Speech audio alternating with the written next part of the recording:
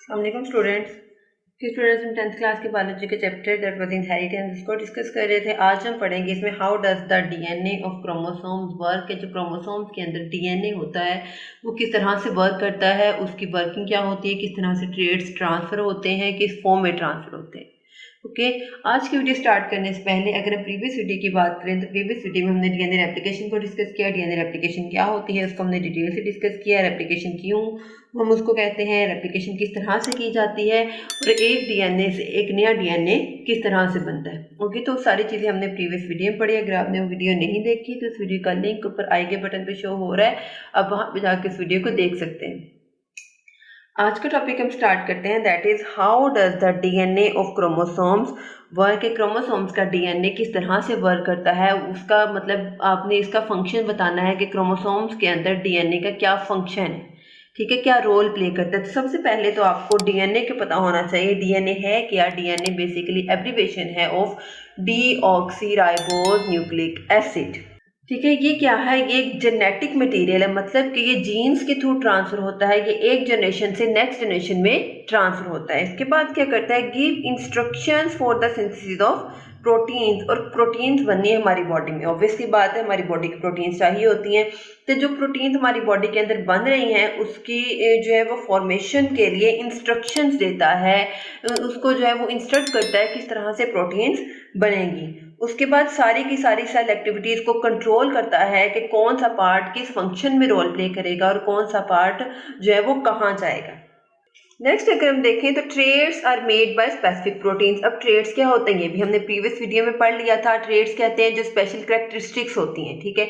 और जो करेक्टरिस्टिक्स हैं जैसे कि हमने एग्जांपल ली थी स्किन कलर की, आई कलर की, हेयर कलर की, तो ये सारे क्या हैं, ट्रेड्स हैं। ये स्पेसिफिक प्रोटीन्स की वजह से होती हैं। जिस पर्सन की बॉडी में जिस टाइप की प्रोटीन्स होंगी उसकी बॉडी में उस हिसाब से ट्रेड्स प्रेजेंट होंगी।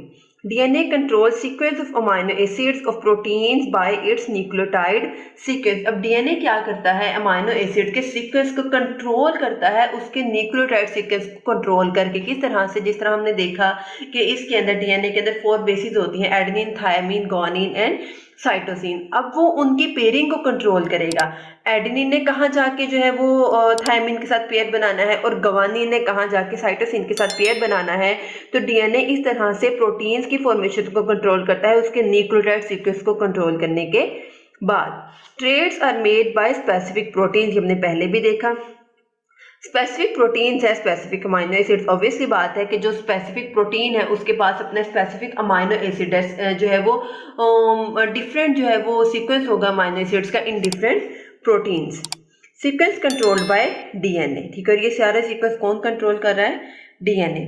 Specific DNA nucleotide copied in the form of messenger RNA nucleotide. अब डीएनए से क्या बन जाएगा, मैसेंजर आरएनए, ठीक है। तो अब हम यहाँ पे एक छोटी सी डेफिनेशन और देखते हैं इसके अंदर, दैट इज ट्रांसक्रिप्शन। ट्रांसक्रिप्शन क्या है, formation of messenger RNA from DNA की। जब डीएनए से मैसेंजर आरएनए बन जाएगा, जो मैसेंजर आरएनए बनेगा तो डीएनए से मैसेंजर आरएनए तक बनने का जो प्रोसेस है, इस पूरे प्रोसेस को हम कहते हैं ट्रांसक्रिप्शन।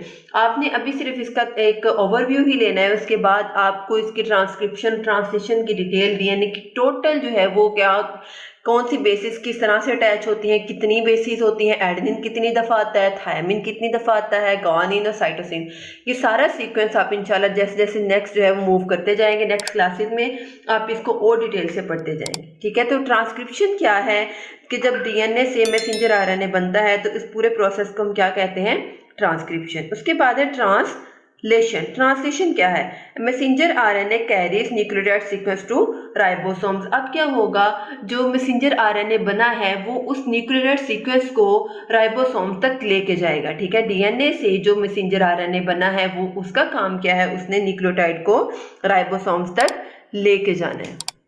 अब राइबोसोम्स क्या करेंगे, ribosomes reads the sequence and join specific amino acid. अब राइबोसोम्स क्या करेंगे, उस न्यूक्लियोटाइड सीक्वेंस को देखेंगे और उसके अकॉर्डिंग जो है वो स्पेसिफिक अमाइनो एसिड उसके साथ आके जोड़ देंगे। इसके नतीजे में क्या होगा, प्रोटीन की फॉर्मेशन होगी, ठीक है। अब यहाँ पे आपने एक जो है वो छोटी सी बात याद रखनी है, हमने क्या देखा, डीएनए से क्या बना, मैसेंजर आरएनए, जब डीएनए से मैसेंजर आरएनए बना, इस प्रोसेस को हमने क्या नाम दिया? ट्रांसक्रिप्शन का। अब मैसेंजर आरएनए से क्या बन रहा है? प्रोटीन्स बन रही हैं। तो डीएनए से मैसेंजर आरएनए और मैसेंजर आरएनए से जब प्रोटीन्स बनेंगी, इसको हम नाम देंगे ट्रांसलेशन। ओके, तब हम यहाँ पे अगर ट्रांसलेशन की डेफिनेशन को देखें, ट्रांसलेशन की डेफिनेशन क्या है? Formation of proteins from messenger RNA is called translation. के डीएनए से आरएनए तक बनने का जो प्रोसेस है वो ट्रांसक्रिप्शन होगा, और आरएनए से मैसेंजर आरएनए से प्रोटीन बनने तक का जो प्रोसेस होगा, जो फॉर्मेशन होगी, उसको हम क्या कहेंगे? ट्रांसलेशन। नेक्स्ट हम पढ़ते हैं इसमें जीन्स। जीन्स किसे कहते हैं? Part of DNA that contains the instructions for the synthesis of a particular protein. DNA का वो पार्ट जो एक पर्टिकुलर प्रोटीन बनाने के लिए इंस्ट्रक्शन देता है, इंफॉर्मेशन प्रोवाइड करता है, उसको हम क्या कहेंगे? जीन। जीन के बाद हम पढ़ते हैं लोकाई। ठीक है, आप इसको लोकस भी कह सकते हो। Location of genes on chromosomes, इसको हम क्या कहेंगे? लोकाई। अब आप देखो यहाँ पे, सपोज मैंने यहाँ पे क्या किया है? एक क्रोमोसोम ड्रॉ किया है। इसमें मैं क्या ले रही हूँ? हेयर कलर की। ठीक है, हेयर कलर की जीन को हमने देखना है कि हर हेयर कलर की जीन कहाँ प्रेजेंट है। सपोज हेयर कलर की जीन इस क्रोमोसोम के इस पार्ट पे प्रेजेंट है, तो ये क्या होगा? ये हेयर कलर की जीन का लोकस होगा। ठीक है, मतलब कि हेयर कलर की जीन क्रोमोसोम पे किस जगह पे प्रेजेंट है, क्या पोजीशन है उसकी, क्या लोकेशन है, उस पोजीशन को हम उसको लोकस कह देंगे। ठीक है, अब जीन्स क्या करती हैं? Genes determine traits. अब जीन्स ही ट्रेड्स को डिटरमाइन करती हैं, ट्रेड्स को बताती हैं कि ये जीन इस ट्रेड को कंट्रोल करेगा, ये जीन हेयर कलर को कंट्रोल करेगा, ये जीन हमारी स्किन कलर को कंट्रोल करेगा, आइज कलर को कंट्रोल करेगा, ग्रोथ को कंट्रोल करेगा, हाइट को कंट्रोल करेगा। मतलब कि हमारे बॉडी में जितने भी कैरेक्टरिस्टिक्स होती हैं, जितने भी प्रॉपर्टीज होती हैं, सबको कौन कंट्रोल करता है? जीन्स। ठीक है, one pair of gene for each single trait. Her single trait को कंट्रोल करने के लिए वन पेयर ऑफ जीन होता है। किस तरह से होता है? अब आप देखोगे जैसा कि जब जो है वो डेवलपमेंट हो रही होती है, तो एक जो है वो स्पर्म और दूसरा एक्सेल होता है। ठीक है, मेल से स्पर्म और फीमेल से एक्सेल आता है। तो दोनों की बॉडी से क्या होगा? सपोज हम दे रहे हैं हेयर कलर की जीन्स, तो दोनों की बॉडी से हेयर कलर की जीन्स आएंगी, मतलब कि दो उसके पास जीन्स हो जाएंगी हेयर कलर की। ठीक है, अब दोनों में से जो जीन डोमिनेट कर जाएगी, वो जीन जो है वो उस नेक्स्ट जनरेशन में, नेक्स्ट ऑर्गेनिज्म की बॉडी में आ जाएगी। Pair of gene represented by symbols और लेटर्स। अब हमने इनको किसी ना किसी चीज से रिप्रेजेंट भी करना है। सपोज यहाँ पे जैसे कि हमने अभी देखा, एक क्रोमोसोम है। ठीक है, उसके ऊपर हेयर कलर के जीन है। अब सपोज ये जो क्रोमोसोम है ये मेल से आया है और ये फीमेल से। इसके ऊपर जो क्रोमोसोम के ऊपर जो हेयर कलर की जीन होगी, उसको हम यहाँ पे कहें उसकी पोजीशन ये वाली है, और फीमेल के जो क्रोमोसोम में आई है वो क्या है? ये वाली।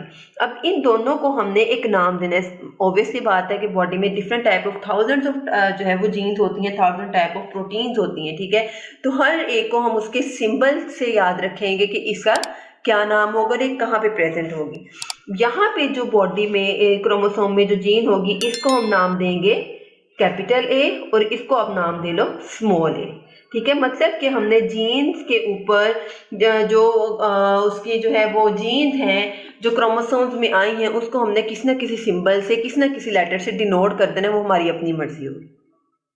It may be capital A, capital A, capital A, small A, small A, small A, और कैपिटल बी, बी, इस तरह से। मतलब कि अगर तो वो जीन डोमिनेट कर जाएगी तो उसको कैपिटल ए से डिनोट करेंगे। अगर वो जीन रिसेसिव हो जाएगी, मतलब कि जिस पर्सन की जीन जो है वो डोमिनेट करेगी, नेक्स्ट जनरेशन में आएगी, वो डोमिनेट जीन होगी, और दूसरी रिसेसिव जीन होगी। मतलब कि उसका असर उसके नीचे दब गया है, उसका जो है वो इफेक्ट शो नहीं हुआ, लेकिन दूसरी जीन का इफेक्ट शो हो रहा है। A gene exist in more than one alternate form. ये भी बात है कि जीन एक से ज़्यादा अल्टरनेट फॉर्म में एग्जिस्ट कर सकती है। वो डोमिनेट भी कर सकती है, वो रिसेसिव भी हो सकती है। ओके, इसके बाद हम देखते हैं एलील्स। एलील्स क्या होते हैं? Alternate forms of a gene are called alleles. जिस तरह से हमने अभी देखा कि जो हमने जीन्स को नाम दिए थे, सिंबल्स दिए थे, उसको हमने डिनोट किया था एक कैपिटल लेटर से, एक स्मॉल लेटर से। अब उसको उस जीन का एलील कह देंगे, मतलब कि जिस लेटर से, जिस फॉर्म से हमने उसको डिनोट किया है, वो क्या होगी? उसकी एलील होगी। Allele A is located on one of the two homologous chromosomes and allele A on the other. Capital A के ऊपर और दूसरी जीन दूसरे क्रोमोसोम के ऊपर लोकेट करेगी. When chromosomes separate during meiosis, alleles also separate and each gamete receives one of the two allele. जब chromosome separate होंगे मियोसिस के दौरान में तो एलील्स भी सेपरेट हो जाएंगे, टू होमोलोगस क्रोमोसोम सेपरेट होंगे और जो गैमीट है वो दोनों में से एक ही एलील को रिसीव करेगा. इसके बाद क्या होगा, जब एलील्स पास आउट कर जाएंगे तो गैमीट्स की जो है वो यूनाइट होंगे, दोनों गैमीट्स यूनाइट होंगे, जाइगोट बनेगा और जाइगोट एक एलील रिसीव करेगा फ्रॉम ईच पेरेंट और उसको जो है वो डोमिनेट कर लेगा. ओके तो ये था आज का छोटा सा टॉपिक. आज के टॉपिक में हमने ये देखा कि किस तरह से डीएनए जो है वो क्रोमोसोम्स के अंदर अपना जो है वो फंक्शन परफॉर्म करता है. ठीक है, हमने इसके अंदर जीन्स को पढ़ा, उसके बाद एलील्स को पढ़ा, एलील्स क्या होते हैं, ट्रेट्स कैसे होते हैं, किस तरह से क्रोमोसोम के ऊपर प्रेजेंट होते हैं. तो आई होप आपकी वीडियो अच्छे से समझ आ गई होगी. अगर आपको इस वीडियो में कोई भी कंफ्यूजन हो या किसी चीज़ की समझ ना आए तो कमेंट सेक्शन में ज़रूर पूछिए. और अगर आपको मेरी वीडियो अच्छी लगे तो चैनल को लाइक करें, सब्सक्राइब करें, साथ ही बेल आइकन के बटन को प्रेस करें. इससे आपको मेरी हर वीडियो का नोटिफिकेशन सबसे पहले देखने को मिलेगा. ओके स्टूडेंट्स, अल्लाह हाफिज़.